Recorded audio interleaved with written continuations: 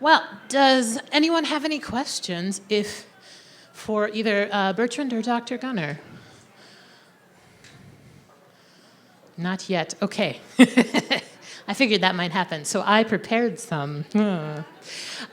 So, question first for Bertrand: what motivated you to switch from the hotel industry to working with the Minneapolis School District for food?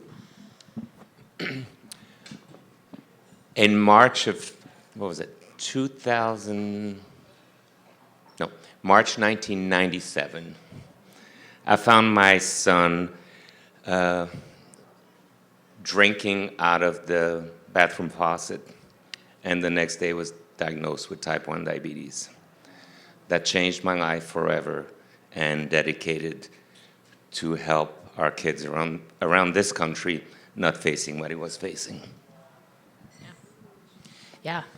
We talked a little bit about that when I met with Bertrand, about how often when we're touched personally by something, that is our catalyst for change. And while it's not a good thing for us, it ends up being a great thing for a lot of people.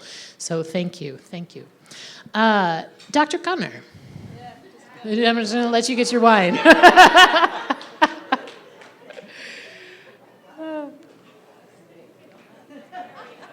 Very important. Maybe those of you out there should drink more. If you have some questions, drink more. Oh, hey, there's one. Great. I'm going to let you go ahead so I don't have to keep talking. So my question is, for both of you, can you connect the combination, because you both alluded to it but didn't really hit on it, the importance of nutrition to brain development? Do you want to work on that? No, you go ahead. Okay. Not only having the right amount of calories is important for the human brain, but it's desperately important that we have the right micronutrients. We all know about this in terms of iron.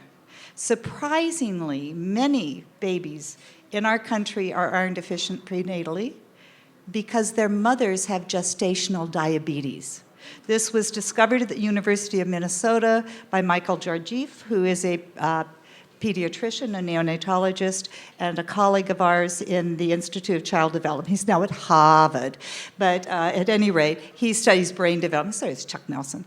Give him grief all the time. The two of them realized that what was happening with gestational diabetes, just to quickly tell you the story, is that the size of the baby was beginning to outstrip the mother's capacity to get iron to the brain. And the part of the brain that was being hit the most was the part that needs the most oxygen, and that's the hippocampus.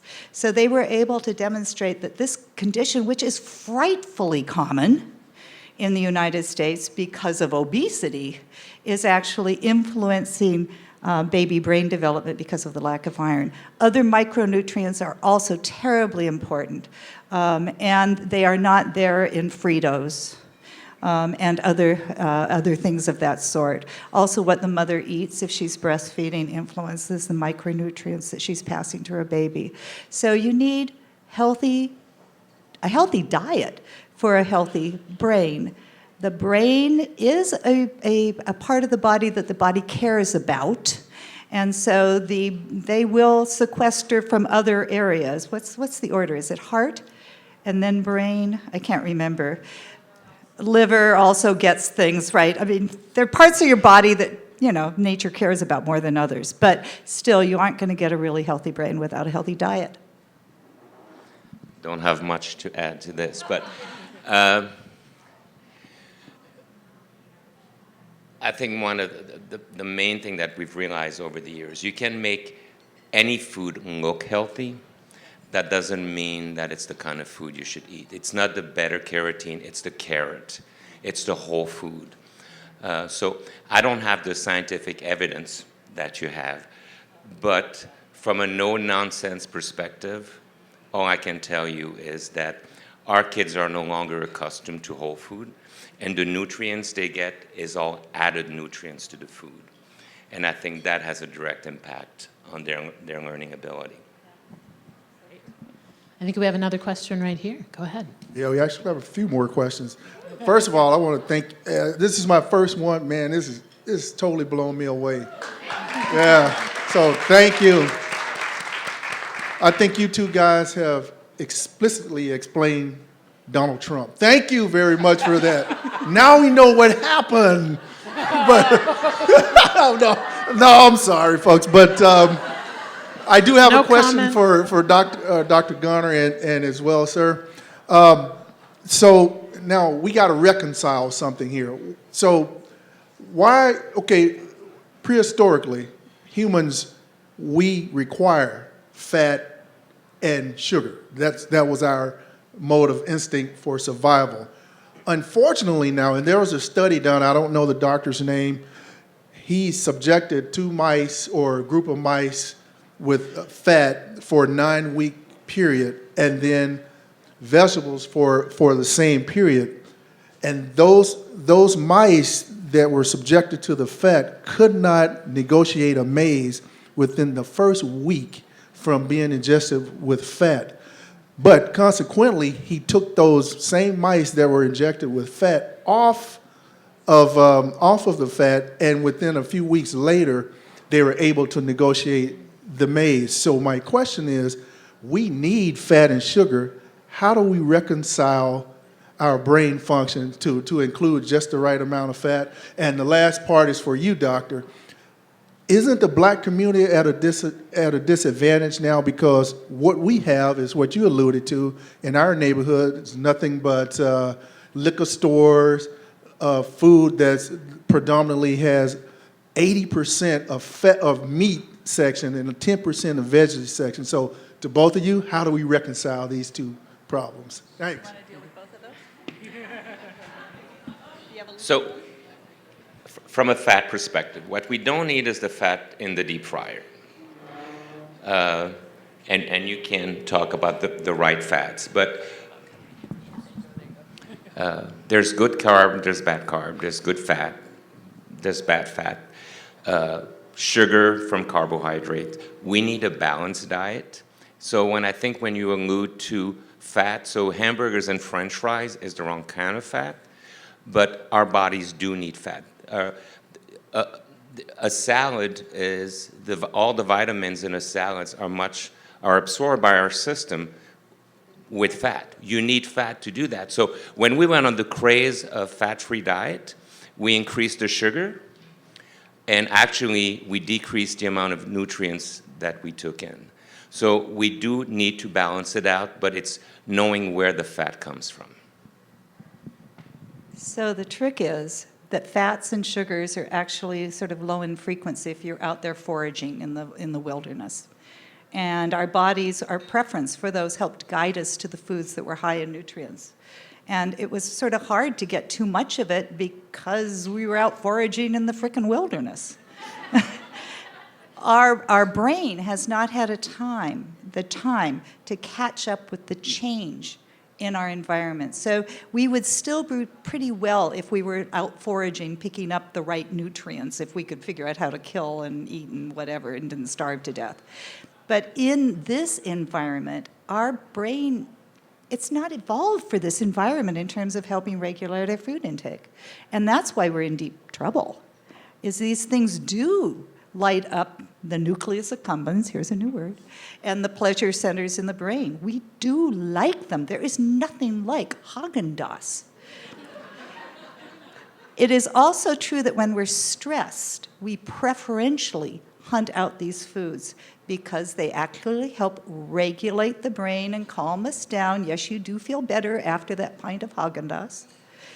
And they also help feed back the nutrients we've lost from running from the lion or tiger or whatever. So this is what nature evolved us to do. Nature did not evolve us yet to live next to a McDonald's.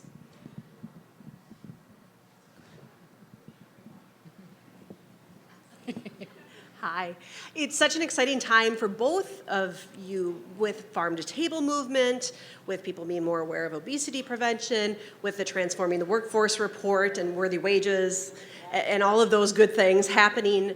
On both of those fronts, we're faced with giant workforce issues. As you're building kitchens, who is equipped to run them, who has those skills where it's not put stuff on a pan and put it in the oven, and how do we pay them?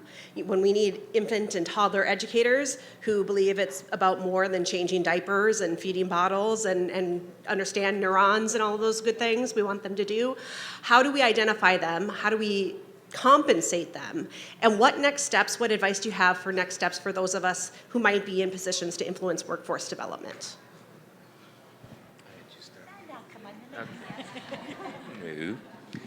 No. So we did experience a shortage of staff. We had to really put a lot of focus and energy on training and develop culinary training. What we have found out, though, is that at least within the school system, we're now able to attract a lot more people from the culinary world. And unlike most restaurants, we have higher wages, we have better benefits, we have retirement plans, we have pension, which most restaurants would not have. But it's not the norm. You know, most culinary person would never think of going into a school. But by making the shift to actually cooking and following the farm to table and all of that, we are attracting that. That being said, we're still struggling. I think with most families having both parents work, 20 years ago, a lot of mom took jobs in schools because that was very convenient for them. Those days are over. So we are still struggling in that area. But providing the training, I think, is probably step number one. One thing I think I noticed in your presentation is that you weren't satisfied with the size of the pie you had. You went out and made partnerships. You've grown the pie. Am I right? You've creative, and I think that's part of the answer for us. We're spending our time fighting over the bit of the pie that they say that children can have. We need to grow the pie, and you've done it in creative ways. We are a very creative, innovative people. I think we can work together and think of ways to creatively grow the pie, make those connections, those partnerships, bring other people that are not normally involved in schools. Sounds like you've got half the farms and half of the restaurants in town involved in feeding Minneapolis kids, which is great. And so I think that's part of the answer is we need to think out of the box, be creative, and grow the pie. Hi.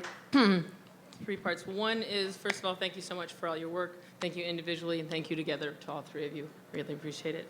My question perhaps is a little bit of a dovetail of the last one. I'm wondering about in your experience, particularly within the system and the cultural context that we're in right now, what do you believe, where are the either pressure points or the las palancas, and in Spanish you would say las palancas. Where are the pressure points, the fulcrum points, the places that a lot of people don't think about to try to create either the influence and the power or the political will that needs to happen in order to continue the change? And my third piece is I will happily buy your next round of Chardonnays to all 3 of you. This is above my pay grade. I'm a basic scientist. I talk to policymakers, but I am not a policy person, and I'm really sorry you don't have a third person up here. Maybe who out there wants to join us? I bet we have some of you out there. But this is a whole kind of expertise of knowing how to analyze systems and figure out where the push points are. And I think what we have is a group of people here tonight and in all the other venues where there's expertise. I know that Mayor Hodges has a council that's working on early childhood things. I wish I could answer. Can you answer? No. I'll give you a little different take on this. So for the longest time, I think schools were the recipient of what was out there. And as of late, by working with other large school districts around the country, including Chicago and Des Moines and Omaha and Detroit and some of the otherwise, we were able to actually make changes by demanding changes. So there is a benefit of the of working together on specific subject, and as opposed to being recipient, we can be agents of change. But we can only do that by aggregating numbers. By aggregating purchasing powers, we've been able to make some huge changes for school districts around the country. And it's probably the first time. So I know it's not exactly answering your question, but this is one way of doing it, is by continuously to work together and aggregating our powers. Hi. So a number of years ago, Richard Louv wrote a book called Last Child in the Woods, Saving Our Children from Nature Deficit Disorder. And it was about the idea that nature is critical for children, for all of us, and that we were approaching a crisis, that our children were being disconnected from nature as our generations were progressing. So from each of your perspectives, what does it mean to you to think about nutrition and food and connecting children to nature? And what does it mean to you in child development about connecting children to nature?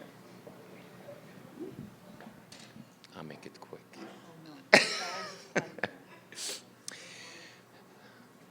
So, from my perspective, and the way we've approached it in Minneapolis, we've actually disconnected ourselves from nutrition and approached food from a food perspective.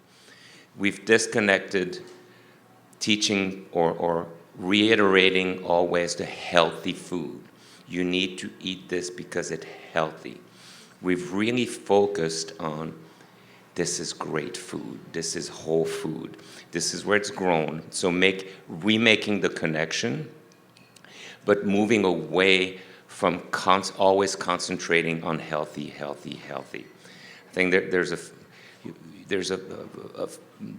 when you ask someone in France what they think about a cake, they marvel, they think it's wonderful, it reminds them of a celebration, it's a time to sit around a table and celebrate. In America, we feel guilty. So it's not healthy for you. Is a chocolate chip cookie healthy? It was never supposed to be healthy, it's a chocolate chip cookie. So there's nothing wrong with teaching kids that a good chocolate chip cookie should be made with maybe 3 or 4 ingredients, and reconnecting them with the food that way, as opposed to connecting them with the food because it's healthy. And it seems to be working better. They're connecting with the farmers. They're starting to, we concentrate on taste and textures and flavors, as opposed to you like it, you don't like it. It's healthy, it's not healthy.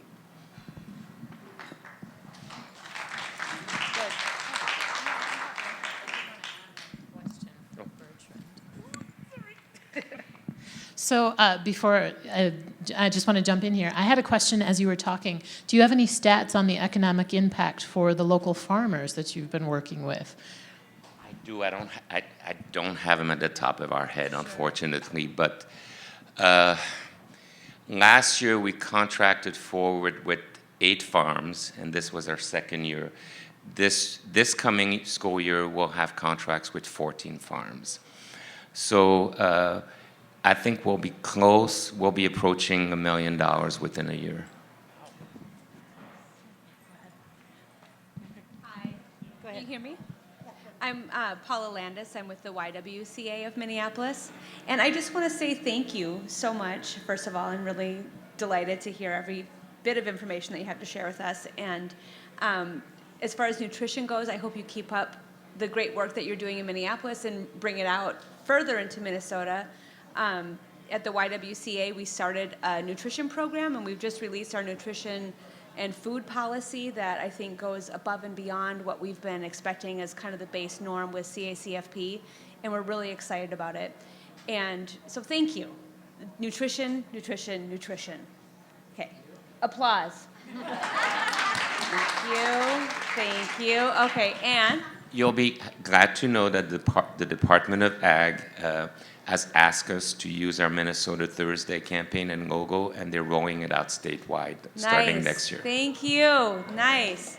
So yeah, we believe in early start, strong finish, and starting with with our toddlers and our infants and our preschoolers with nutrition is ground zero. And for the doctor, I just wanted to say, when we're talking about high quality early childhood education for preschoolers, toddlers, and infants, I think we need some language around that. What do you think the language is? For us at the Y, we talk about play-based, anti-bias education. That's our curriculum, and that's something that we support. How do you describe it? You're doing pretty well, and I think you met with Kathy Zhao recently, right? Yes. Yeah, so Kathy is our new director of early childhood education programs. They had a nice conversation. Play-based, absolutely essential. Children learn in a playful environment. They're fully engaged under those circumstances. It's harder to teach because you have to figure out what you want them to learn and then just make them organically get there, which is really a challenge. But it's wonderful fun. Language-rich environment that helps them get concepts and word for concepts that help them think. Safe, secure, emotionally a comfortable place to be where they feel they belong and they walk around like they own the place. A group of toddlers who own the place is a beautiful thing to watch. And where you're helping them learn to understand one another and to regulate their behavior, because learning how to be with other children and cooperate and to read others' emotions, it's part of what drives how big our brain is. That our capacity to read and respond and deal with social situations really requires a very big prefrontal cortex. And then, as an aside, we use it to run corporations and things. Thank you both. Thank you. Do we have two more, maybe? Yeah, go ahead. Hi, thank you. This is fantastic. I have a question about the changes in the Minneapolis School District with the school lunch. And I'm wondering if you have any kind of metrics where you were looking at either academic achievement, behavior of the students before the change and after you've been, making all these great changes with the food.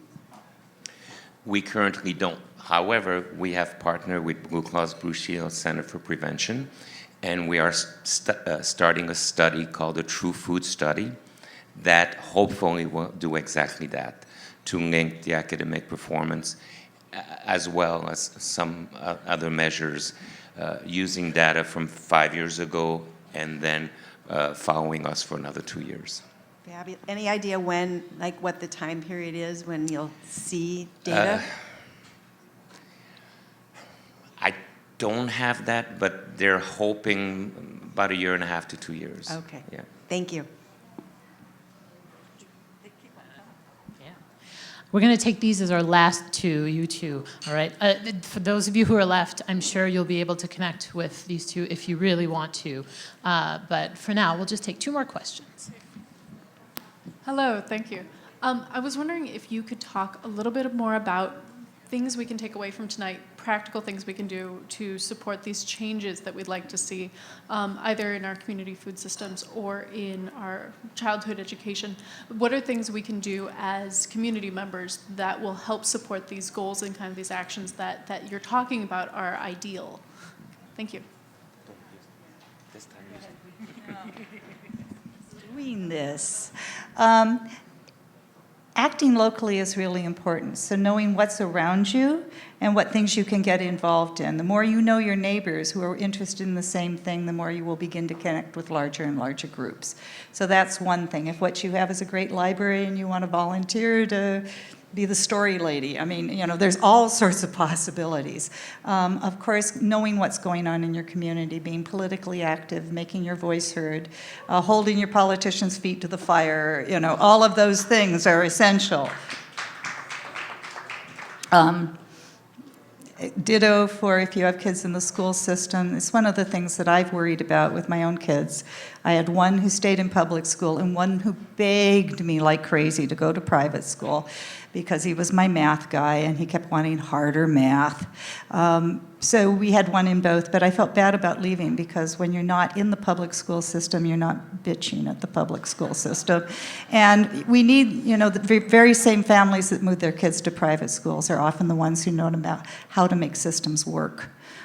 So even if your kid's in private school, go to the public school and make sure you know what's going on. I think I would say the same thing. Know what's going on.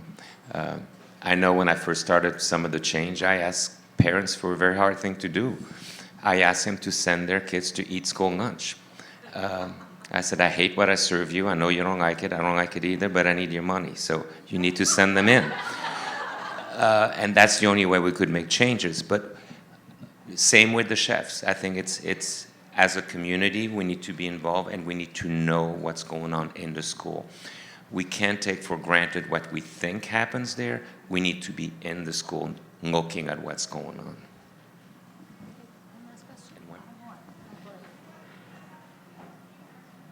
Hello. Thank you very much for tonight. Very delightful information. You both talking about food and brand development, but if it's possible, we can add something like brand exercise for the children. Example like yoga or meditation. Is it helpful for the children? I can do this one. So one of the things that, that was a great question. One of the things that we're studying a lot in the Institute of Child Development at the U of M is the role of reflective practices in helping support the development of the self-regulatory systems of the brain, which are often talked about in terms of executive function, working memory, inhibitory control, what you need to be able to act like a grown-up. And one of the things that they are discovering is that the more children, when you all are responding at the spur of the moment, you don't engage in much self-regulation. But one of the things that practicing these meditative kinds of practices does is it gives you the opportunity to sit back and become more reflective. Turns out that the same thing happens when you engage in imaginary play. So we have a wonderful researcher who's shown that when children are solving complicated executive function problems, if they're pretending that they're Batman or the Little Mermaid or the girl from Frozen, they actually do it better because they're thinking one step removed from themselves. So both meditative practices and playing are important for the development of more self-regulation, sort of more mature ways of thinking and reasoning.